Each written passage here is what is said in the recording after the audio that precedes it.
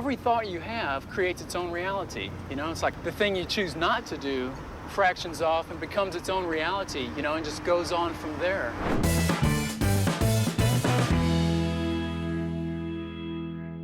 Okay, Matt.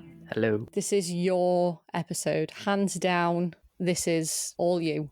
Yeah, no, carry on. I was just going to say, we're doing multi-narratives, which is your specialty this week. Yes. So I am just going to hand straight over to you so that you can tell us what multi-narrative is. What the bloody hell is it all about? Yeah, what is it? And give us a few examples. Yeah, absolutely. I was just going to say, actually, that I realised it's been 9 years since I started looking at this at uni. Oh, God. Time goes quick. And although I'm not working on it at all, I think about it every day, and I think that's testament to the intricacy of the films and how open-ended they can also be. In terms of what do we mean by a multiple narrative film, and why is it worthy of a topic of discussion, I've just put together a little bit of a brief. Basically, what do we mean? Multiple narrative. It's essentially two or more storylines that coexist within the same film.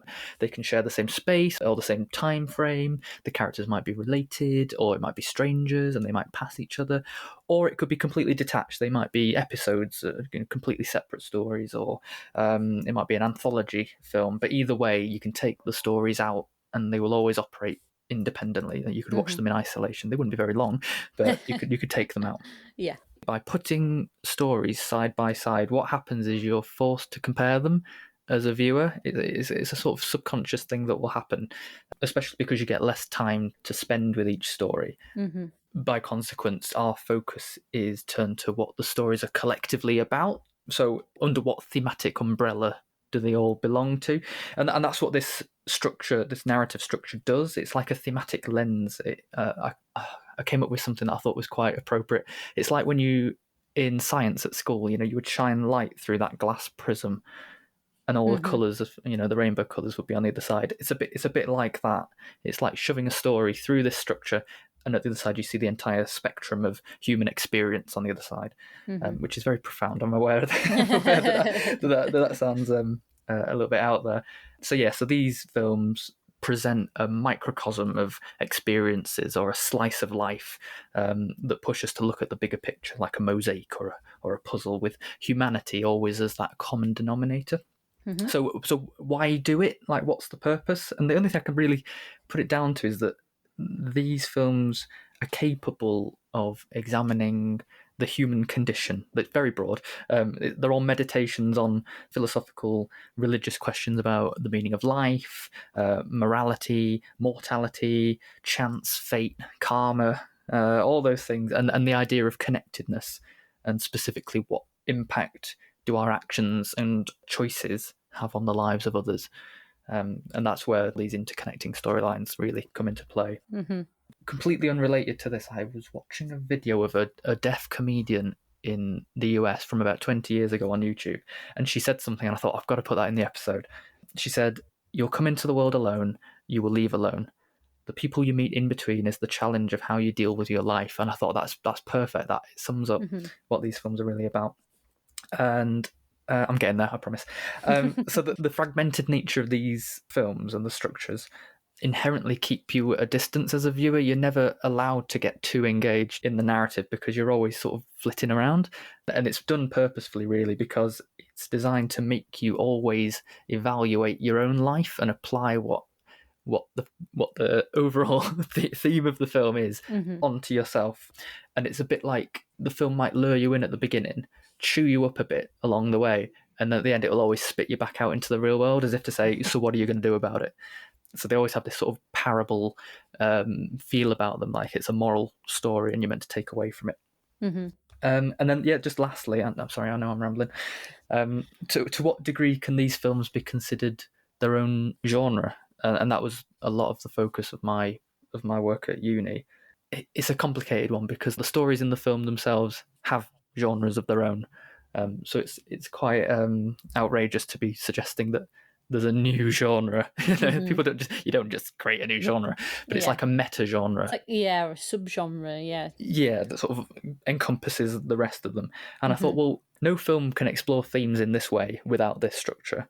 They deliberately foreground theme over story and character, which is opposite to what you'd expect any other film to do. It deliberately distances you as an audience. These films seem to have the same codes and conventions and characteristics that have been changed and developed over time, which other films don't have. Yeah. So I'd say, if the effect and the purpose of a film is unique, I think it's worthy of considering as its own genre of cinema. Like I said, it's quite profound. Some academics might be very upset with that and say, no, it's just a narrative structure. But I don't know. I firmly believe that they are belonging to their own group of films.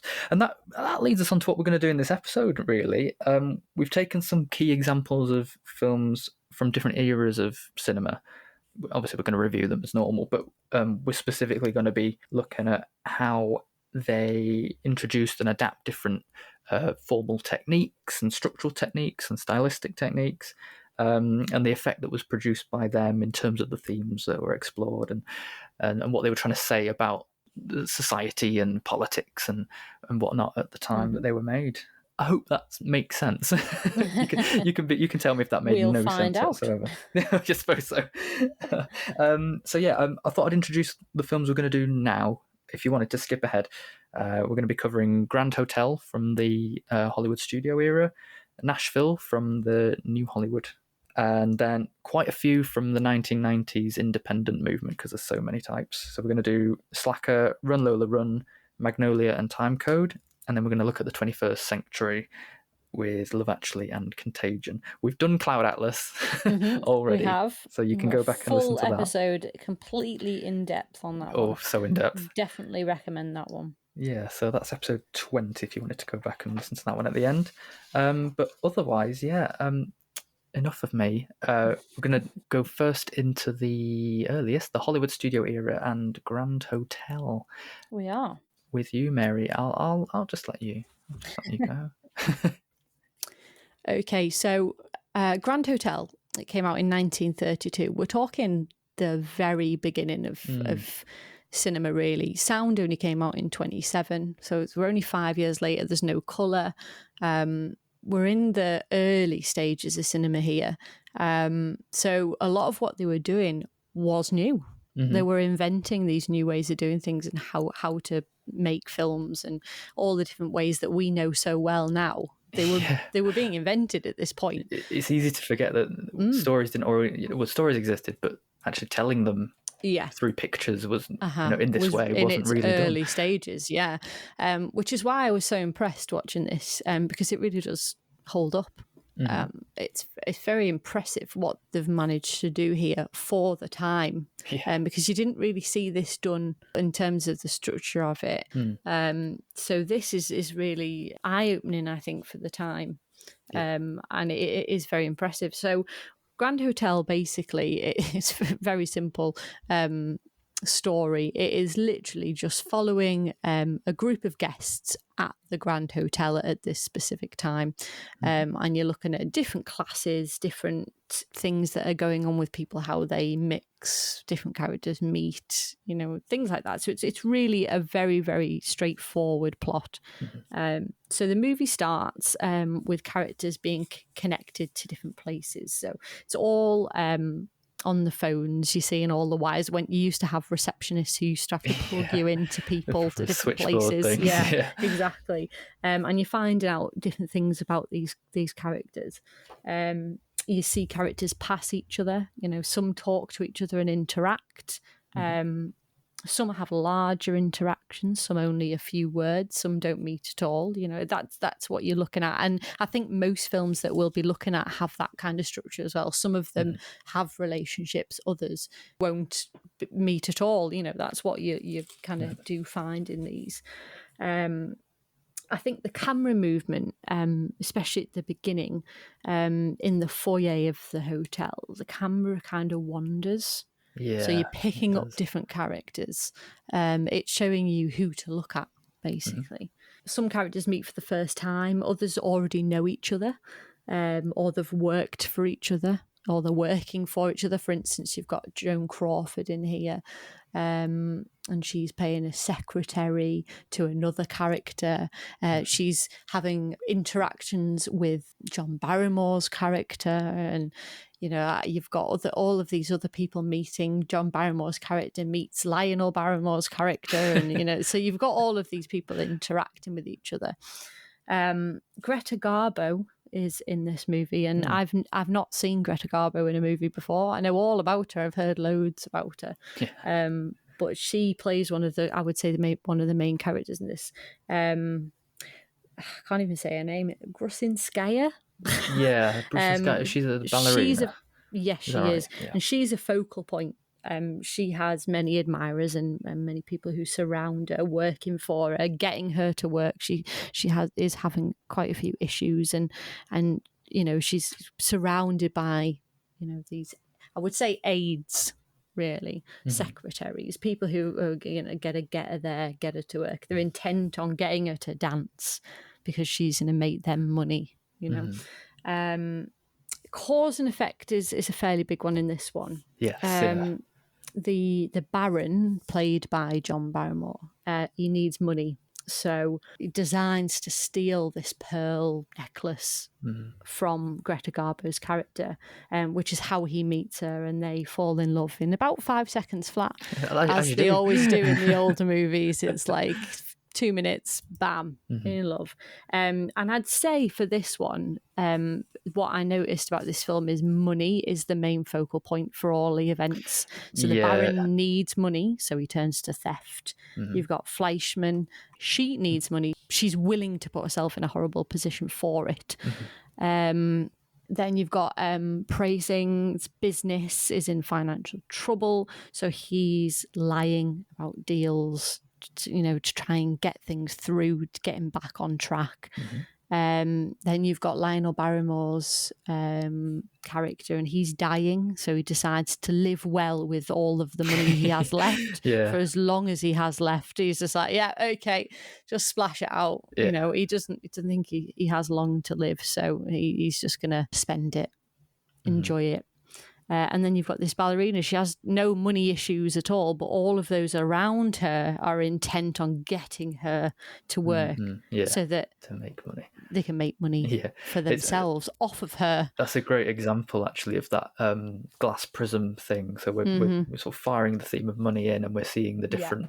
not everybody's in difficulty, like you say. One of them's actually having a great time, but it gives you that spectrum of everybody. You're also seeing class.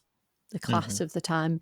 You've got those who are in a good social position, and you've got those that are more working class. Joan Crawford's very much a working class girl. She's a secretary. She's getting any job she can get to work, to live. And then you've got Lionel Barrymore, who actually works for Wallace Beery's character. He plays the general director, and so he's just a pleb, basically, while you've got this general director who, yes, is in financial trouble, but he's from a completely different class. So that you get a very interesting view there. And I think in terms of structure, it is very much a simple one. You're just following the time. And you're just skipping from character to character and seeing what's happening. And there are a lot of interactions, so it does just play very simply like a normal narrative. You don't feel like you're jumping all over the place. Which is typical of the time period. Exactly. They didn't kind of go into very in-depth, very difficult, more complex narratives yet. No, not quite. It was a bit early for that. What I would say in terms of what I want to leave it on, I found it very interesting. The very end of this, you've got a death and then a life. So it's almost like it's saying the very end of this movie that life goes on. You've got old guests leaving, but new guests are arriving. So everything kind of refreshes. So you've just seen this little microcosm of a time in the hotel. And then they all leave and new guests arrive, and you're going to have a whole new thing starting. So that very much ends. You do end on a death, and then one of the characters from the very beginning, his wife has a baby. So somebody's died, but then you've got a brand new life coming into it. And I just thought that was a really quite a profound message. Yeah, I think in a way the hotel is just a metaphor. Like it's just Yeah. the building is just a metaphor of life and what happens in life. And I think one of the things I really like is the set design, because the reception area is a complete circle, Yeah. and the staircases go around in a complete circle, and the revolving door goes in a complete circle, Yeah. and you get that kind of sense of circularity and, like I say, circle of life Yeah. feel to it. Absolutely. And I feel like that is the way a hotel is, isn't it? Like when Yeah, you go pretty to a much, hotel, yeah. it isn't real life. You're like living this like little other life that's not yours. You might be in more luxury than you used to, or it's completely out of your settings. You know, it's not real life. You've got this just short period of time, and then you leave, go back to your life, and new people are going to arrive and be in the room you were just staying in. It does I like fit. it. It does work. A lot of these films, yeah, they do have very clever. I guess it is symbolism. You know, they take certain things and to make a comment about something else. The other thing I liked is the. I think he's a doctor. There's a character who he's a permanent resident. I think I've not seen it for a while. Yeah. Sorry. And he sort of acts as a narrator on what's going on, even though he's just stood talking to himself. And at the very end, he said, "Grand Hotel. People come, people go. Nothing changes." And I like that. Exactly. And that's what they've just summed up in that message. Like, it's all going to be refreshed, but how much of it is going to actually just be played out again, pretty much. Yeah, with that common denominator of humanity again. Yeah, absolutely. You touched on it with the class as well, that the films have a special way of leveling out differences between people. Yeah. And they're all just treated as equal in a way. They might be very different characters, but ultimately there's no hierarchy in a multi-narrative film. The setting of the hotel does that. Yeah. They're all just guests. Yeah. So I was very impressed with it. I was very impressed with it for the time. I thought for 1932, they're really like playing at their A game there. And it won Best Picture, of course. It was I think it's one of two multi-narrative films that have won. Crash shouldn't have won, but it did. Yeah, it shouldn't have. So that's the only example I can really find of a multiple narrative film in the studio era. There was one in the silent era back in 1916, but then we sort of move on. So this is after the studio system collapsed, and we got this new Hollywood. They're much more. They're just different. They're very different. There's no rules anymore, really. Yeah, the rules have gone out the window. The structure of building a film, of making a film, that had gone. It was this completely new era of directors come in the 60s and broke all of the rules, basically. No big stars either, really. And no they big rewrote cinema in a way. The look of the films, what they were doing with the camera, what they were making, even the subject matter, everything changed. Yeah, and it was at a time, 60s, 70s, we're talking really radical political unrest and paranoia and conspiracies and disillusionment, and a counterculture of people was, developing, and we did see things like location shooting and other things with genre, which is a very good segue into the film I'm going to start with for this era, 1975. This is Nashville, directed by Robert Altman, who directed loads of films like this. He was like the father of multi-narrative films. Now, I've not seen this. It's very clever. There's actually there's lots of people in it. Shelley Duvall's in this, Jeff Goldblum, Lily Tomlin, Geraldine Chaplin, massive ensemble cast. And it starts quite weirdly, a bit like the narrator in Grand Hotel.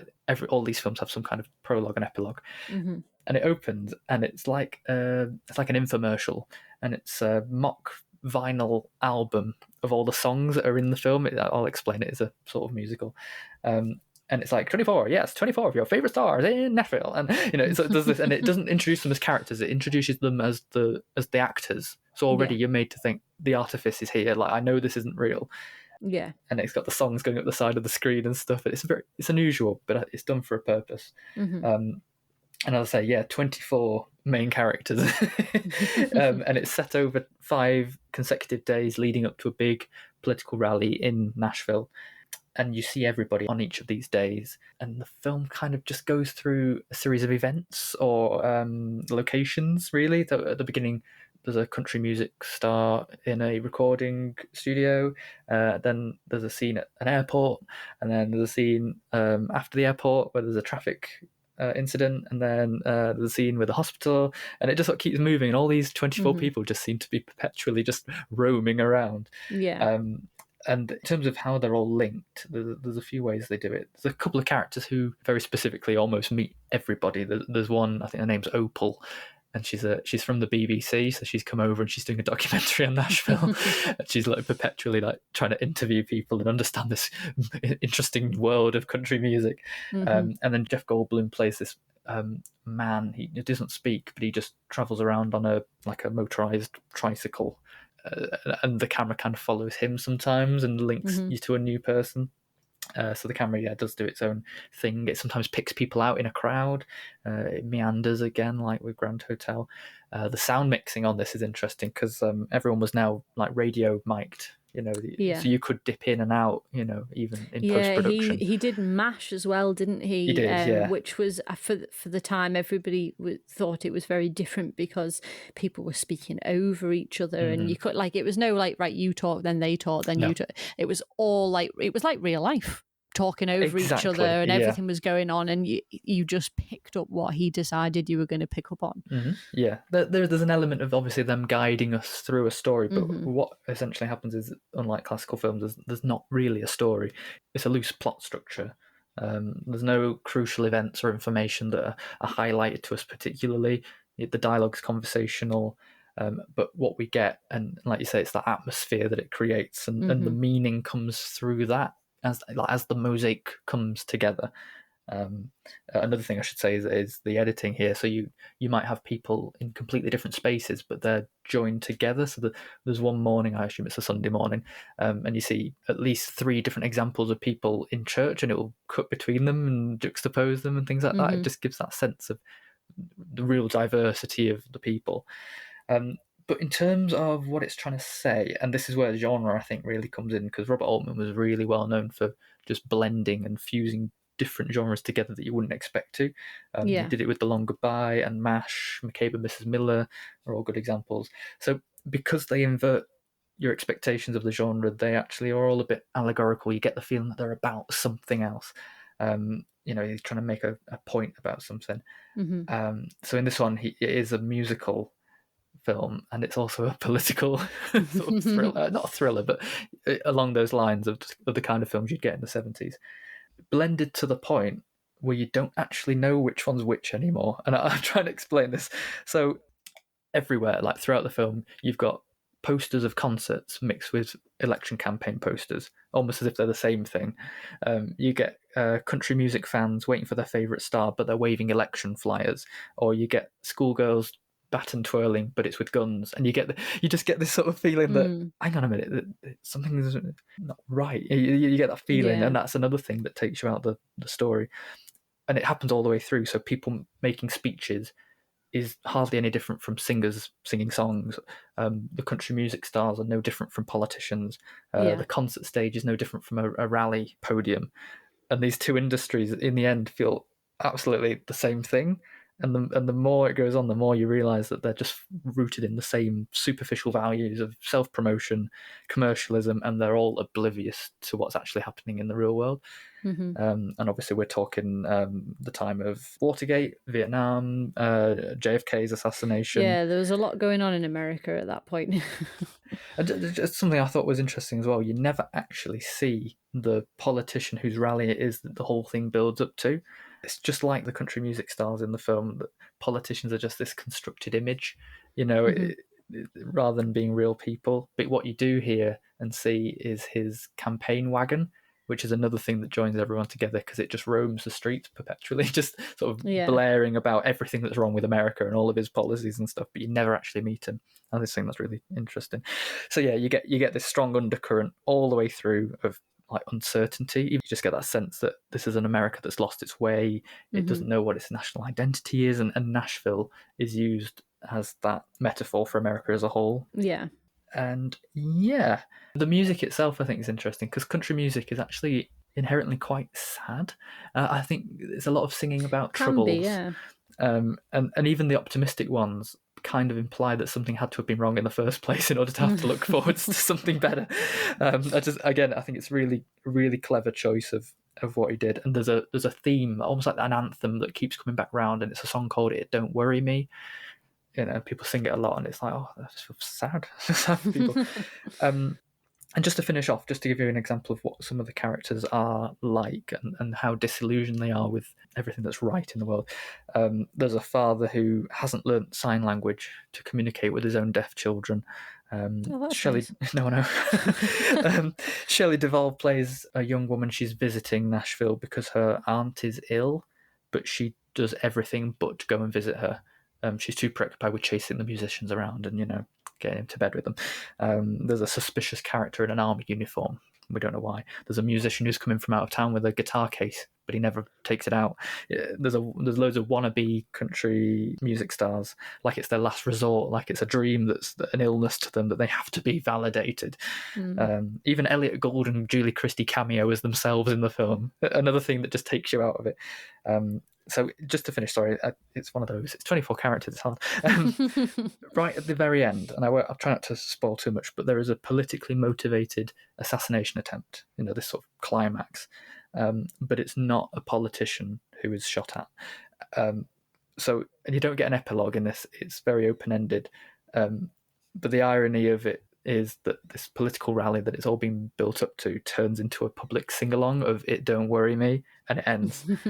And there's this crowd of people, the everyday people, no longer the actors or the characters, but us. It could be us in that crowd. So yeah, it's one of those things. So yeah, sorry if I'm rambling again. There's so much. Just turn the page. So going into the 1990s. This is really, really interesting. I like this, obviously. So this is around the time that independent films were getting really, really, really big.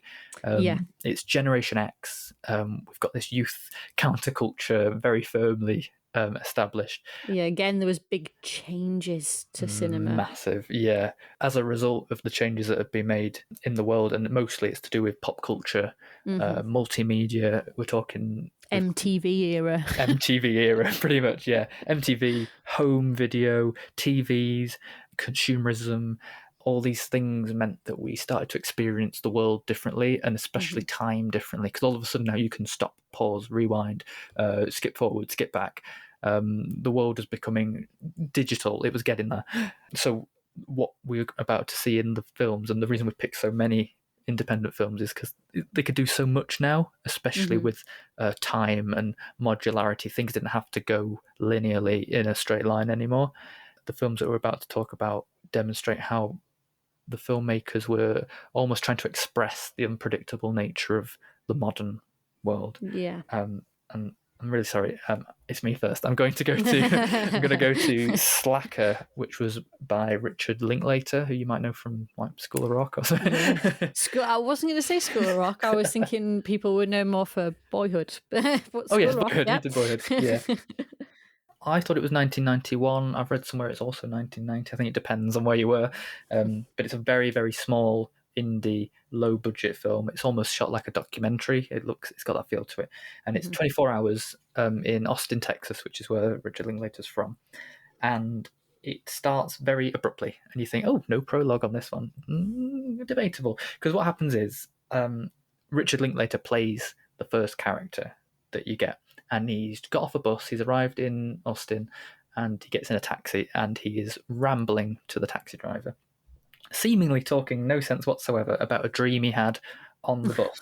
But actually, this is the director telling us directly to us, not to the taxi driver. He's speaking through the front windscreen at us, really, telling us what the film's going to be. And it's all this idea of parallel universes.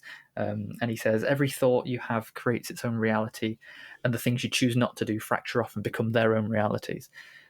He uses the example of the Scarecrow and Dorothy at the crossroad. And he said, basically, they could have gone in any direction, and we only saw one reality.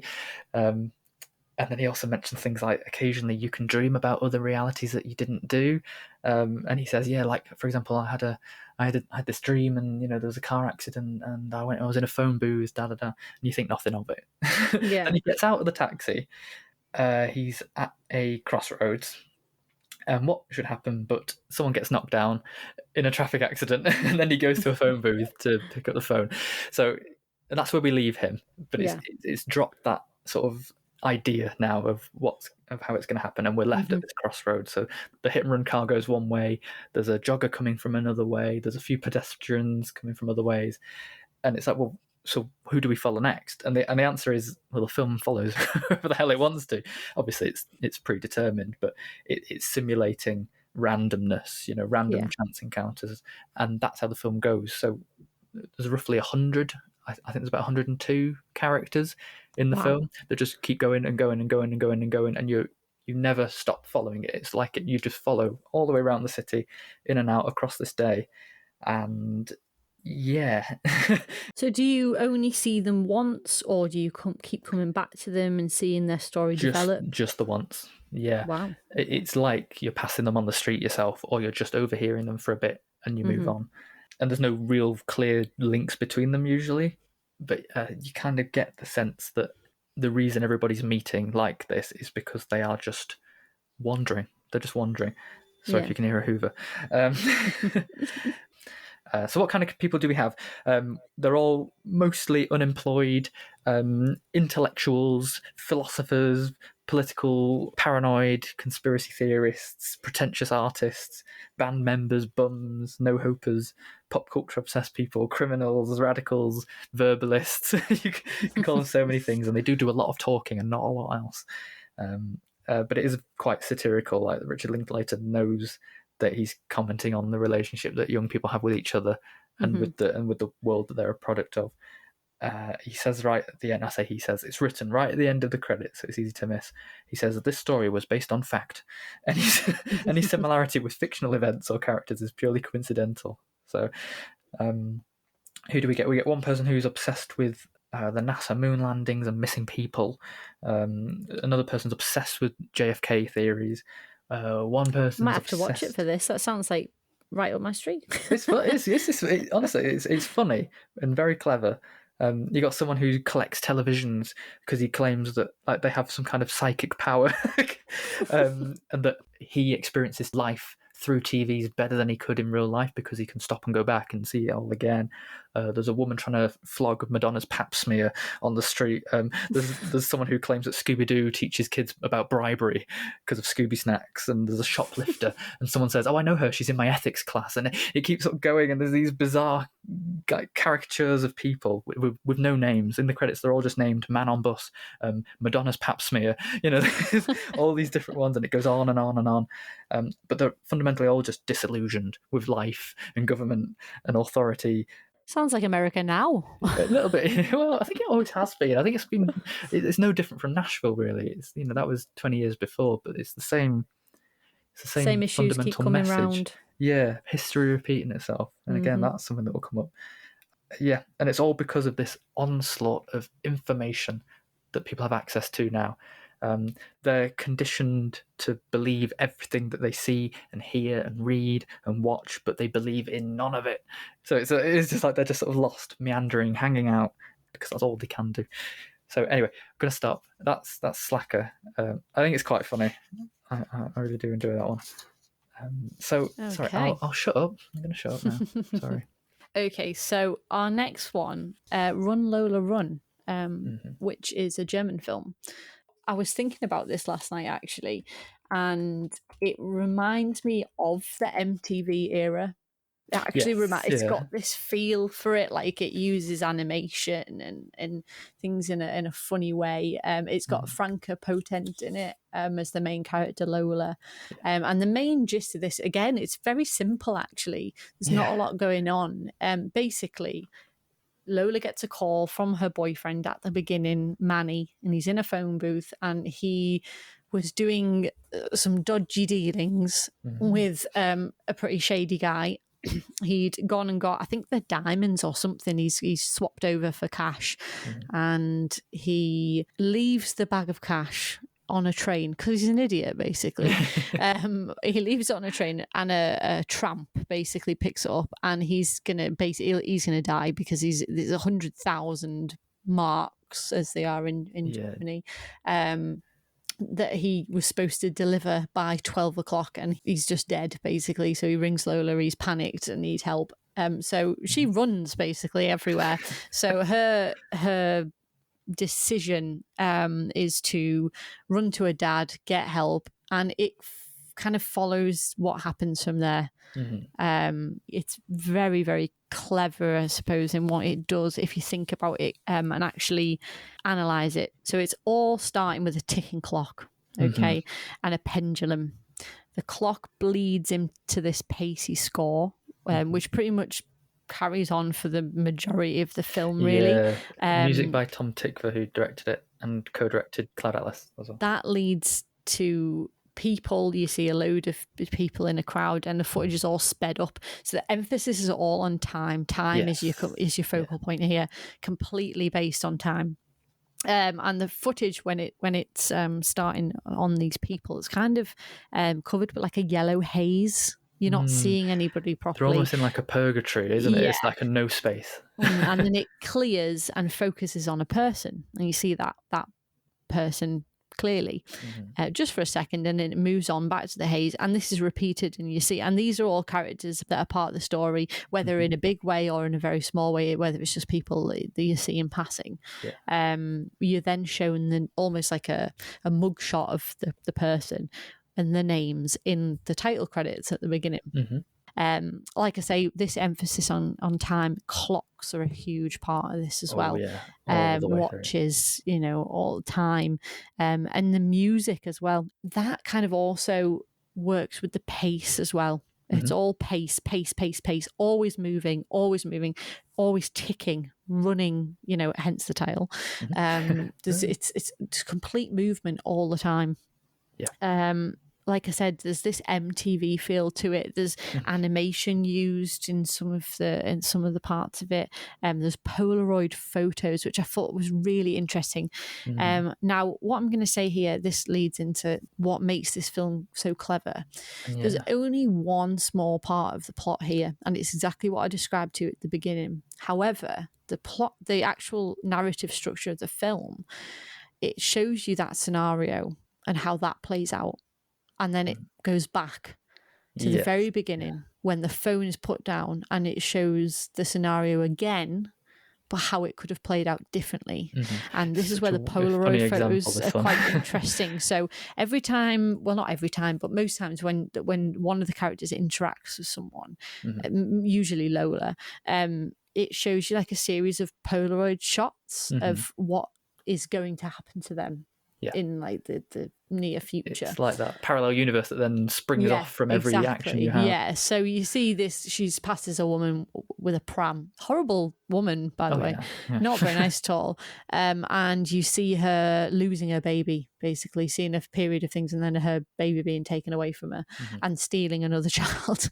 And then when you see it the second time, you see them winning the lottery. And then the third time you see her becoming really churchy, starting to pray and going out and handing leaflets out and things like that. All because of a tiny nanosecond of an interaction with a person. Yes, just a slight difference to the scenario, which is really interesting. So the first time, I don't know how spoilerific to be with this one. So the first time you see the scenario play out and Lola dies, but then she doesn't want to do that. So she's just like, stop. So then it goes to this, it's almost like a link scene.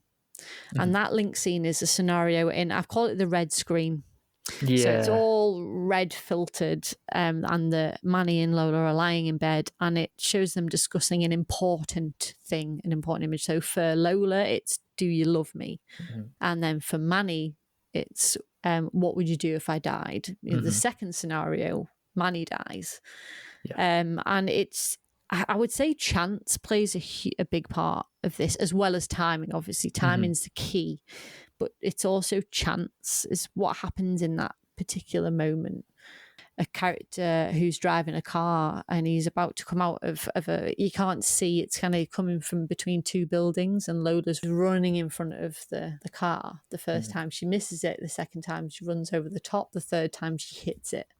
Yeah. And because of that chance, the first 2 times he hits another car because she ran in front of him and he's not paying attention. Mm-hmm. The third time she hits the car, which means that the car he hit passes. Yeah. So it's all chance and time and how that microsecond can make so much difference. Yeah. Some of the characters in this one, they do meet. So in the first 2 scenarios, they don't. But in the third scenario, so the man on the bike meets the tramp, and Lola speaks to the man driving the car, and the man in the car knows her dad. So they meet. Manny speaks properly with the blind woman. Different cars smash up. So there's different, it all changes depending on this scenario. And the plot structure is so important to this film. It really is. And the story that it's telling, it's all plot structure. And seeing this, and I have to admit, I had to watch this when I was at college for our foreign language film section. Yeah. And I really didn't like it. At all. I think I've grown a bit. I've added a whole star on. Oh, good. And I do appreciate it much more for what it does. I think it's just fun. It's not my type of film, I have to admit. And I'm glad it was short. It's a very short film. It's an hour and 15 minutes long. I mean, it really is a short film, this one. But it is clever. There's like certain things that are repeated. Obviously, the clock. I don't know why, but her scream. She screams once in each scene, and it's what that does, and it smashes glass, and that's a repeated theme. That part there is interesting because you say it's all like chance events, but you do get this sort of feeling that she's learning from each run that she's done. It starts changing from, oh, hang on, what's chance and what's design and what's supernatural and what's natural. And that's another thing that, again, these 90s films are really good at doing. Yeah. I would definitely give it a go because it's different. It's so different. It's such a different plot structure, narrative structure. It's worth seeing just to experience it. It's so funny. I tried to think about all these other ones have like a deep meaning at the end of it, and I thought, what could possibly this one be? Yeah, it doesn't so much as some of the other ones. Eventually, because she does do a successful run, it kind of made me feel like maybe it's trying to say that we're in control of our own fates. You know what I mean? It is about our actions and inactions that we're in control fundamentally. Chance isn't really a thing if you can navigate it well. And I should say that this is the closest film I think ever I've seen to a video game. Literally, if your character dies, you go back to the start and you do it again. It's fantastic. No, it's definitely worth a watch because it is different. What the kind of experience it gives you, it is definitely worth seeing just to experience that. Very good. We're staying in the 90s. We are. This one, I'll admit, it is a bit of an outlier because it's not playing with time, but I couldn't not use this example. This is Magnolia from 1999, directed by Paul Thomas Anderson. It's much more mainstream in the aesthetic and even in terms of cast. It's a big, well-known cast of actors, but it's a brilliant, if not the best example for looking at just the multitude of clever, creative choices with structure and theme. So this one starts a bit like Lola Run, a bit like Grand Hotel, a bit like Slacker, a bit like Nashville, with a prologue. And there's an unseen narrator, we just hear them, asking us to consider the meaning of 3 urban legends. They're all meant to be examples of surreal coincidence or matters of chance. But ultimately he concludes that strange things happen all the time, so how can they be chance? He plants that seed at the beginning. And this does set up the main theme of the film, really, and something that's intrinsic to multi-narrative films, as we've seen, and that's the line between things that are random or natural and the possibility that other forces might be involved, like, things are predestined or fate or designed. So then we get like a second prologue, like an introduction to all the characters, which is, like I said, it's much more of a mainstream network structure of people, linear.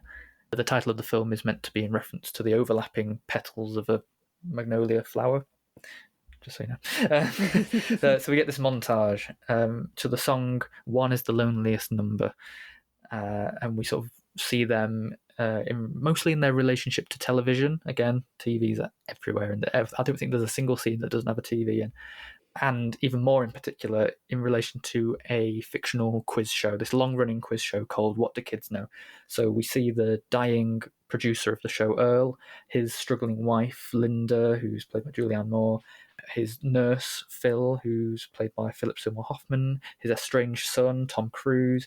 So that's like one pocket of people. And then you've got the host of the show, his drug-addicted daughter, her relationship with a good-hearted policeman played by John C. Reilly, and then that's another pocket. And then you've got another pocket of people. You've got this boy genius contestant currently on the show called Stanley, and then you've got a former winner of the show who has since lost everything, who's played by William H. Macy, who I love. I never see him in enough things. So you've got this feeling of a network all around this one quiz show. So the rest of the film takes place over the course of one day where this episode's going to be filmed, the final, but it's segmented into chapters that are titled with weather updates. It's going to be so hard to explain this.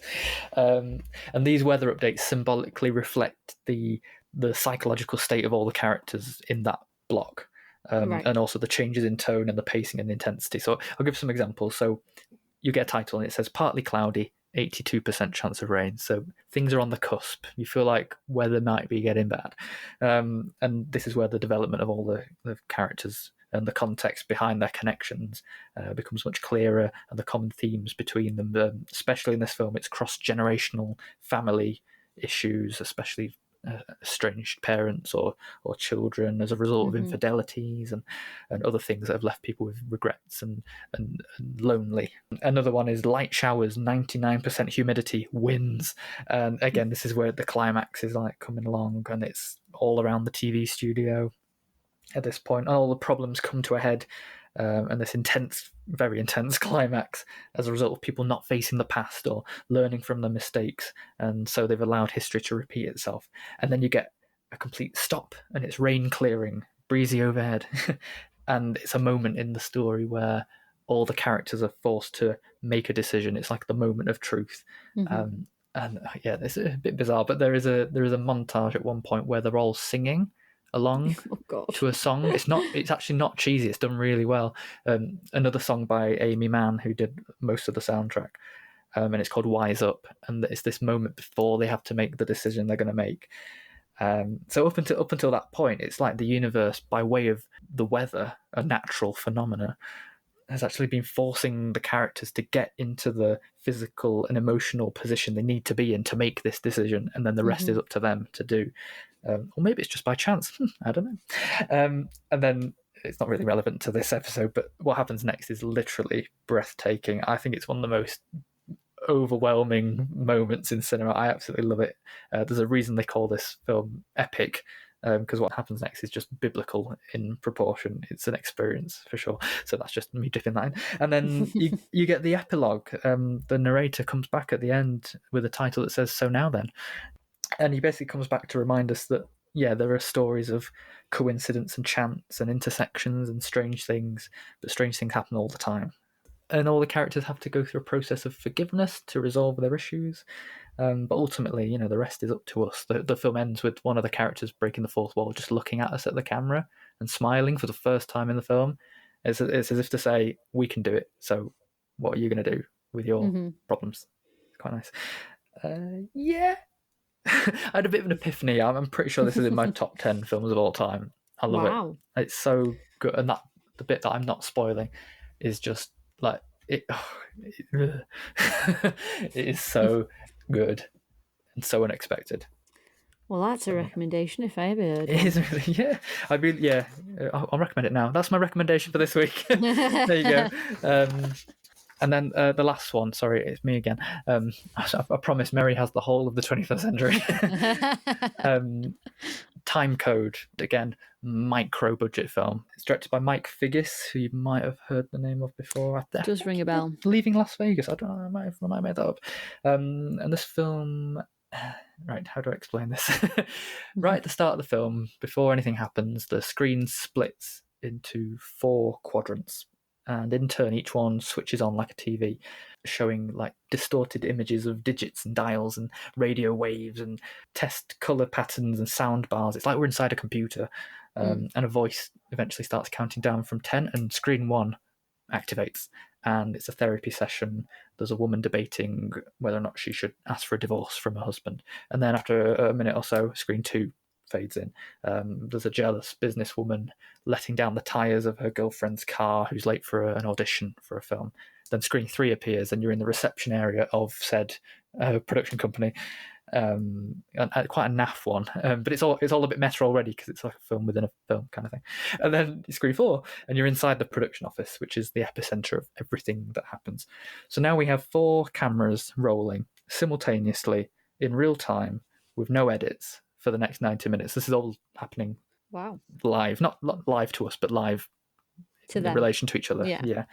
Some people call it a gimmick. I think it's genius. The first movie ever told in 4 dimensions. It really is quite something. So it's described as an experimental film, which is completely fine from like an aesthetic and budget perspective. But I also think that's a bit misleading because that implies that they didn't know what the outcome was going to be of an experiment. But actually, this is a really precisely planned and executed film. So how did they do it?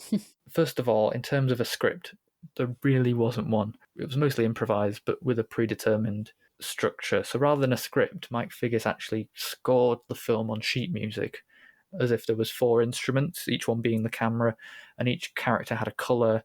And he sort of did it like that. He did it all by the timings of how it was going to play out as if it was music.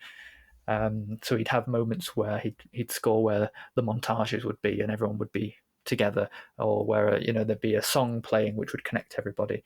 And he even worked into the plot these earthquakes happen at certain moments, so the cameramen all had synchronized watches, and the film demanded that they had to be literally by the second shaking at the same time to simulate this earthquake.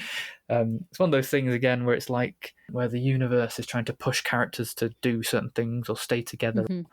And throughout the film, what's clever, because you've got these 4 cameras eventually having to dance around each other and avoid each other, you've got characters that can meet, pass each other. Sometimes they pass each other and then leave with a different camera, so they travel around the screen as the film goes on. You can see both sides of a phone conversation and learn about who's actually lying about what they're saying, because you can see both sides at the same time. What else happens? You can sometimes see the character who's the subject of one camera in the background of someone else's camera, like through the window of a car or something like that. Sometimes the cameras come together and they're both looking at the same thing, like offering different angles on the same subject. And that's one of the clever things he does, because he's helping us understand the story. If a camera's not really doing much, or a character's not really doing much, it might just sort of float and just linger on something else, some other supplementary detail, like a poster or a clock or something that just adds context, so that the cameras start working in conjunction with each other as well. Just mad. But then you think, so there's 4 cameras happening at once. How on earth do I hear what I'm meant to hear? So he kind of DJs the film, like the sound levels for each one dip in and out slightly so that you can focus on each one. But ultimately, it's only a recommended viewing, because you can still kind of hear the other stories. If you wanted to, you could listen in on another one. It's definitely an experience. And obviously it's emblematic of this era again, where technology that's designed to connect people is having the polar opposite effect. It actually corrupts and disconnects them throughout the film, because it allows them to cheat and spy and eavesdrop. Funnily, that's also what we're doing as an audience watching it. It's really intrusive. There's no privacy. There's this paranoid feeling again that you get with these films. And I think that's kind of all I'll say. It's made for repeat viewings, as a lot of these films are. And it's so in your face that you can't ever be immersed in it. So you can only ever be present as well and apply things to yourself. Very clever. It's a bit like a Zoom call, which is great for linking into the 21st century, which is our last era. We're talking internet. Technology. The world is now globalized. We get that. People don't have to be in the same space anymore necessarily. Absolutely. Someone I was reading about called it hyperlink cinema, because it's like we're clicking between web pages and tabs, and windows are all opening everywhere, and that's how we go through the film. That's how we experience it. And blockbusters and art house films are kind of leveling out. You can kind of have a bit of both. You can have big budgets and stylistic choices. So So we're gonna start with 2003's Love Actually, which probably most people have seen. It's probably the best way to familiarize yourself with a multi-narrative film in such an enjoyable way. Most people will have seen it already and just not really kind of clicked on exactly what it is and what it's doing. Love Actually again simplifies everything. So yes, there's all this going on. Technology is a huge part of it, but at the very center of this, it's all about the people. And love, obviously, from the title, is the main theme here. So those who have it, those who've lost it, those who are searching for it. We see all of this in the lead up to Christmas, and all the different forms that love takes, which is what makes it so lovely. It's filled with people that you'll know: Emma Thompson, Alan Rickman, Colin Firth, Rowan Atkinson, Bill Nighy. It's like a cast to die for. So good. I didn't rewatch it for this. I only watch it at Christmas, so I didn't rewatch it, but I know it so well. It was so easy to pick out examples of what they did with this film. So characters are key here, because it's all, like I said, it's all about the people. So characters meet, some know each other, some we only see the connections towards the end. So you've got Emma Thompson's brother is Hugh Grant, the Prime Minister, who falls in love with Natalie, his secretary, who they meet at the school at the end, and Alan Rickman and Emma Thompson are there, and they are friends with Liam Neeson, whose wife died, who's got a stepson who's fallen in love with a girl. They go to the airport at the end and get help from Rowan Atkinson. They're watching the TV with Bill Nighy on it. It's all the connections are everywhere. So it's just a web, isn't it? It's a web of, it is, of absolutely. I mean, in terms of plot structure as well, again, it's quite simple. You're shown the weeks up to Christmas, 5 weeks to Christmas, 4 weeks to Christmas, through the text on the screen, and you are following a normal narrative structure.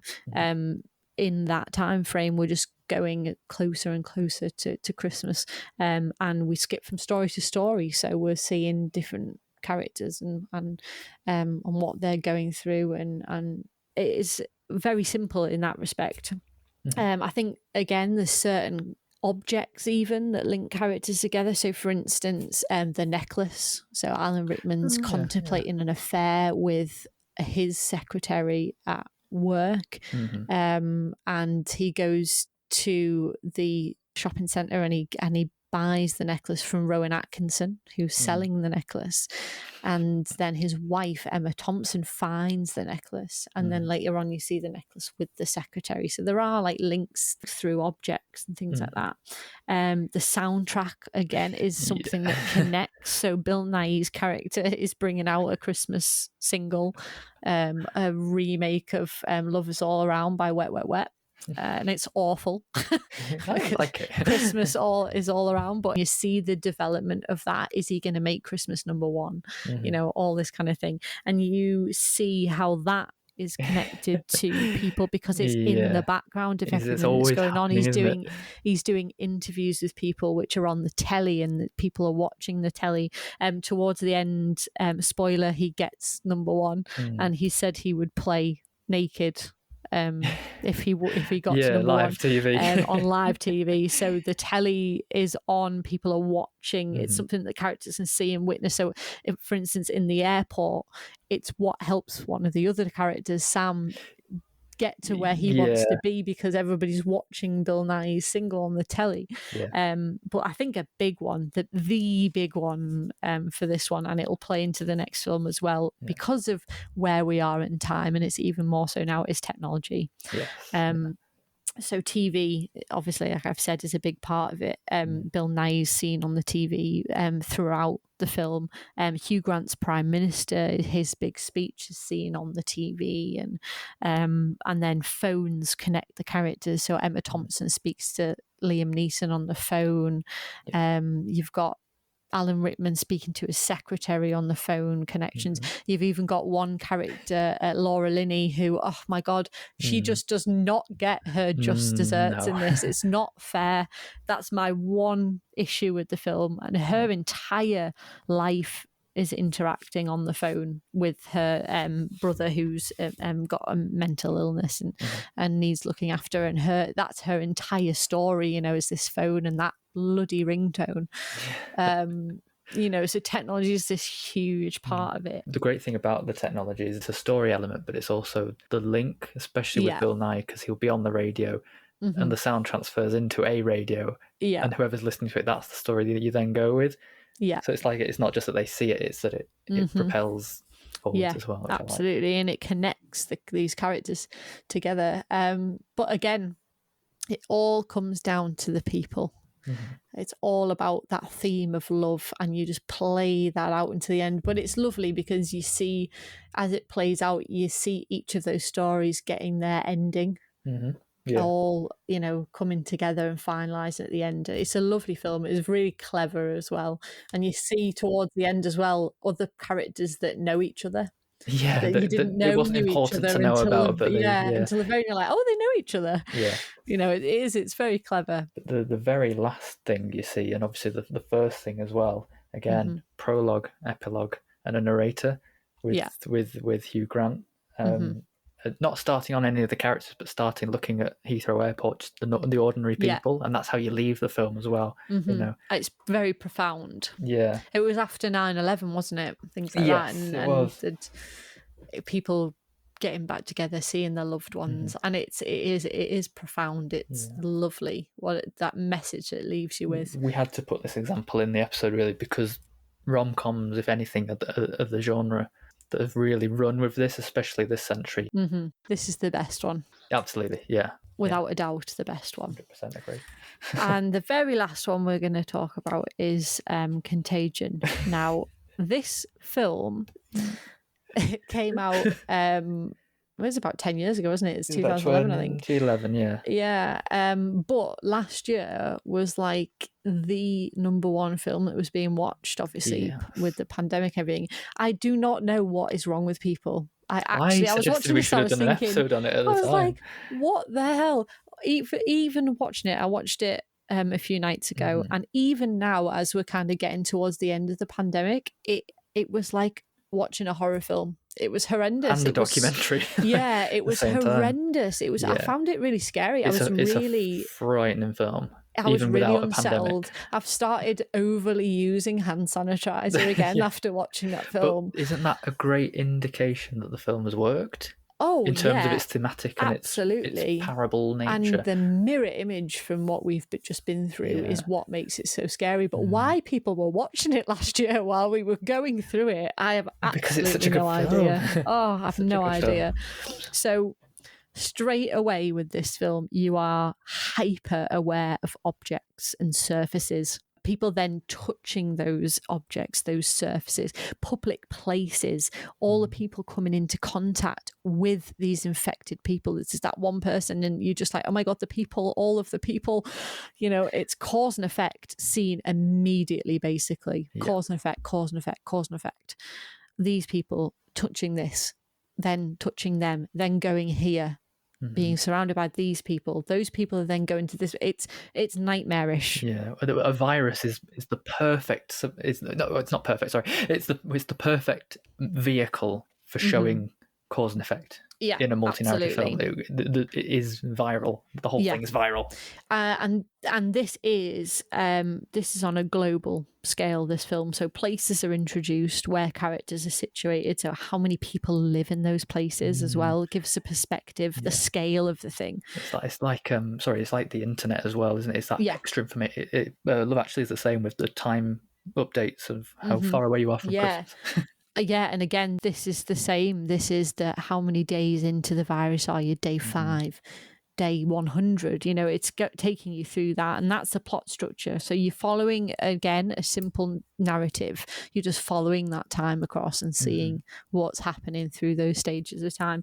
You see meetings between characters, but I have to say, in this particular film, it's a lot less. The characters themselves don't rub up against each other as much. They connect mostly through technology. So it's over the phone mostly, if they interact at all. It's completely 21st century.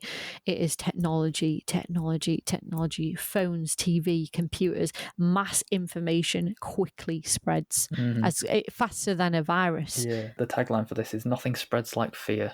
Yeah. It's not actually about the virus, really. Exactly. And it's technology that causes the leak, that causes the panic. It's the use of technology that does that. And this film's led by technology. Creating a vaccine takes technology, passing information, contact for the characters. It's intense. Now, I'm going to give you a spoiler warning that Matt should have given me, knowing my love of Kate Winslet. Right? She does not survive this movie. And if you are a Kate Winslet fan, I think you should be prepared in advance going in. In my defense, I was very upset. very upset. I haven't seen it for about 6 years, and I probably wasn't watching it for the plot when I last watched it. I saw her get sick, and I was like, oh no. So I went out to my husband. I was like, does Kate Winslet die? And he was like, I can't remember. I was like, you're useless. I just had to go and start it again. But didn't it make you want to wash your hands afterwards? Oh, absolutely. I did actually. Sanitize them as well. But this, it is a scary film. It really is. But it really does show absolutely, even though it's 10 years since it's been made, we are still there. We are ruled by technology completely, and it shows the possibility of this thing happening, and we are going through it now. Obviously, this virus that they have in this film is much quicker, and it's bigger. And I would say it's that our number is a lot higher than we've had with this one. But it really is a mirror image of things that we've gone through, which is what makes it so scary, because it's like, it really is like living it. Yeah. It feels like you could just walk out onto the street and you're in the film, because it's so realistic to how we live now. What did you think about the ending? Because again, the film obviously has a prologue in that it shows you virus spreading, but the ending, it shows takes you the back very to beginning. day one, which you weren't given at the beginning. You start on day 2. Exactly how it happened. What made that spread, and it was very interesting, actually. What was the cause of the virus in your eyes? What was it? It was that blend between the bat and the pig, obviously, which was that was element 1. But I think that shouldn't have been an issue if the human element had been done correctly, because it came down to that chef, didn't it? That chef as well, yeah. That chef did not wash his hands. For me, the human element was kind of a really, really big part of it. There was another human element right at the beginning. So so Gwyneth Paltrow was patient 1. The company she worked for, The company she worked for was cutting down trees, which made the bat fly in the first place. Yeah. I just brought it back around and I was like, it's now a film about deforestation. Yeah, we did this. Yeah, it's our choices as humans that have caused this, and it's the universe now punishing us. That's the feeling I get from these films. Absolutely, yeah. So good. It's a big thing to end on. It's a very big thing to end on. It's one of my favourite endings from a film. I would definitely recommend seeing it, but it is scary, and it is filled with human elements as well, human moments. Lots of stories of family as well as of scientists. Small moments, that show the human element. And another massive cast: Matt Damon, Jude Law, Gwyneth Paltrow, Kate Winslet, Marion Cotillard, Lawrence Fishburne. Yeah, it's an absolutely huge cast. Yeah. Huge cast. But they disappear though as well into it. They completely disappear. Because the event is so much bigger than any one person. It's too big, so they just you're not thinking about, oh well, that's Matt Damon, that's Kate Winslet. The actual events themselves, the impact on a global scale is so much bigger than any of those people. Yeah, it's all these glamorous stars being put in this very horrible situation that you don't even see them as A-list stars anymore, or actors and actresses. It's just completely. Again, leveling out of people, in a different sense. Well, yeah, it doesn't matter if you're rich or poor. If there's a virus, you are a person. It doesn't matter your class, It doesn't matter your race, your sexual orientation, if you are all just equal. And that's a very nice way to round off, really. But you can see, like, of the eras that we have covered, and I guarantee it is the same back in 1916, all the way up to this film, 2011, and Cloud Atlas, which we mentioned, which was 2012, and the still films being made like this now, is that there's a very clear through line and a lineage of how the films were made and how each one takes what was introduced in the earlier one, reworks it, adds new things in depending on the context at the time, and then redistributes it out to make a comment about that time. And yeah, it just makes you think, oh, what will happen next? I don't know what will happen now we've got the internet. I don't really know what the next major thing is going to be. Big thing, or whether it's just going to what's going to change the generation? What's going to change us? Yeah, and where's the line going to be? I don't think there will be one for a very long time. No, I don't. It'll be some kind of robotic thing, but that's still science fiction. It's going to have to be something that changes things on a huge scale, and I'm not sure we're anywhere near developing something like that yet. No, not just yet. Which is why I think Cloud Atlas was like really the culmination of every single little element. Everything we've talked about today was put into Cloud Atlas, and I feel like that's why since then there's not been a notable film of that type since. There's been some, like bad ones, but nothing on that scale. Yeah. And I think it's because there needs to be the next generation in order for us to go, right, we can do something different with it now. We've got something different to say. But yeah, you can see why 9 years later I'm still going over everything and still thinking there's so many things new to look ways at. to see things. Yeah, it is one of those type of film that you can watch again and again and you'll see something different in it every time. I think a lot of films are like that, but this one specifically, you really will see different things. Can't really get bored of them. Well, I won't. So anyway, we made it. We made it to the end. Yay. So you're sticking with your recommendation of Magnolia. This week, Magnolia. Yeah. If you've not seen Magnolia, it's fantastic. It's the closest you can get to a spiritual experience in a film. I'm going off topic as per. I'm I never do follow the trend, do I? I do my own thing.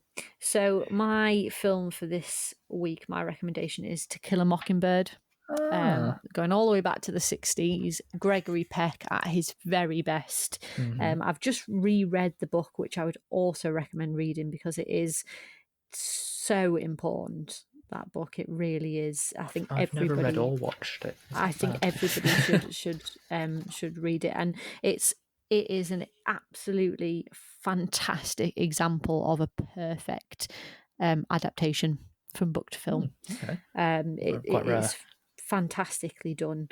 It's obviously all about race. It's set in the 1930s in the South, and it's all told from the perspective of a young child, and narrated, and it's perfect, absolutely perfect. I rewatched it and I just remembered just how fantastic it is.